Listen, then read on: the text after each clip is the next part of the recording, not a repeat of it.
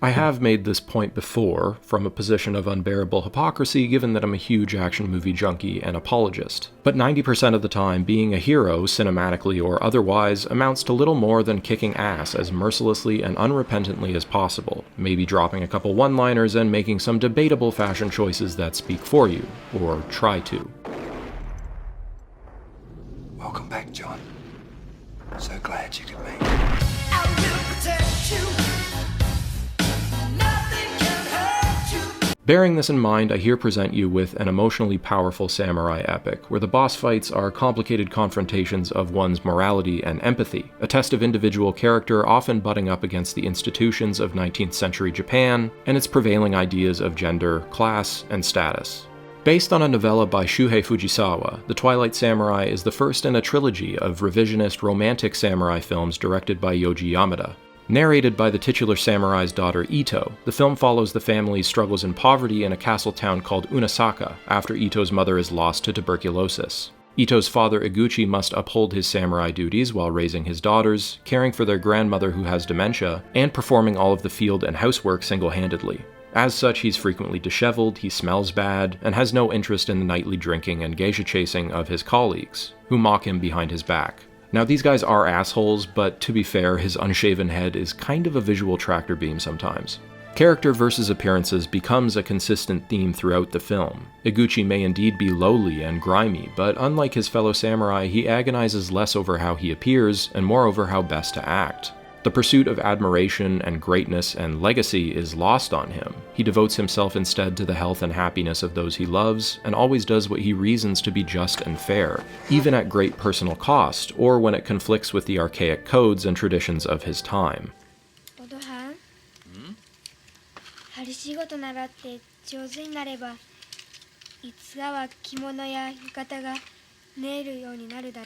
Mm. だが学問したら何の役立つんだろう。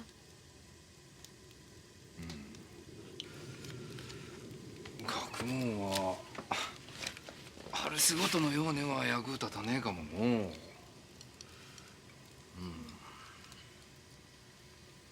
医学界の学問しえば自分の頭でものを考えることできるようになる。考える力がつく。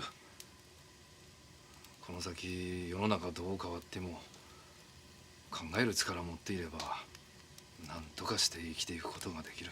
And get this, he's happy. His daughters are happy. They love and cherish each other even with nothing.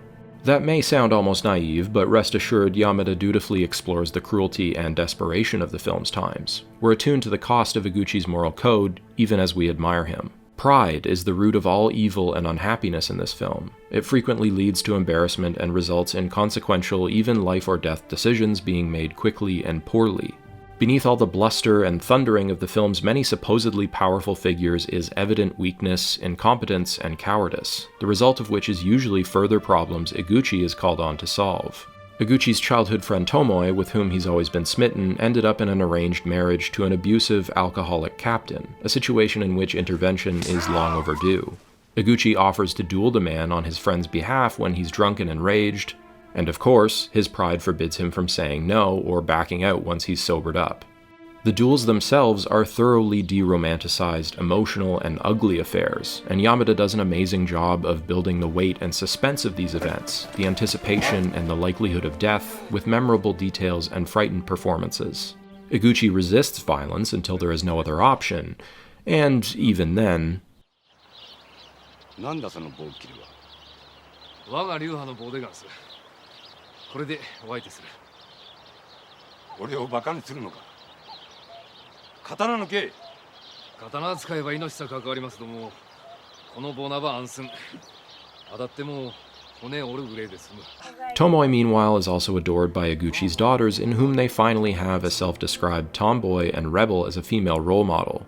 Iguchi and Tomoe challenge the feudal status quo constantly, but tactfully and intelligently. There are no polemics or outbursts, just clever jabs at dumb, regressive ideas they hold themselves above, and practical suggestions from them on how to live instead. Tomoe's interactions with Iguchi overflow with tenderness and sexual tension that Hiroyuki Sanada and Rie Miyazawa play masterfully, spinning a compelling but mature will they won't they. Why wouldn't they? Pride again. Iguchi's previous wife, who came from a wealthier family, struggled to adjust to his low income, and he worries that Tomoe wouldn't make the same adjustment well either. Cinematography-wise, it's not always a visually striking film in the conventional every frame a wallpaper kind of way, instead favoring dim natural lighting, subdued colors, and elegant compositions that direct the eye and immerse you in the period, working with the developing machinations of the story. And while it sounds like I've given away a lot of the plot here, I think that's more due to the film being a very episodic, naturally unfurling tale, where one thing leads to another in ways you don't always anticipate. But okay, spoiler time. News of Iguchi's prowess as a duelist spreads, making him uncomfortable, and justifiably so. Because of how well he tuned up Tomoe's ex, he's called on again to deal with the talented duelist Yogo, who has refused to commit seppuku after a palace succession scandal. Yogo ultimately chooses violence and death because he believes he's been insulted, when Iguchi seems fully willing to allow him a potential escape. Pride is the devil. Think it got a hold on me. And if you aren't ugly crying your ass off during this ending reunion, I don't know, man. The emotions Iguchi and Tomoe have bottled for the entire film finally come out in an ending that couples the thrill of Iguchi's unlikely survival with the two finally admitting how they feel about each other.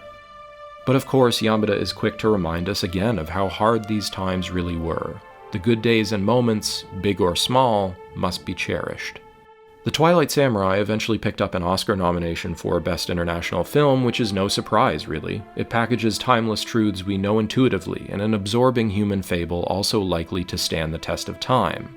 If it ever gets a decent re-release. Yamada's entire trilogy is unfortunately locked to out-of-print discs.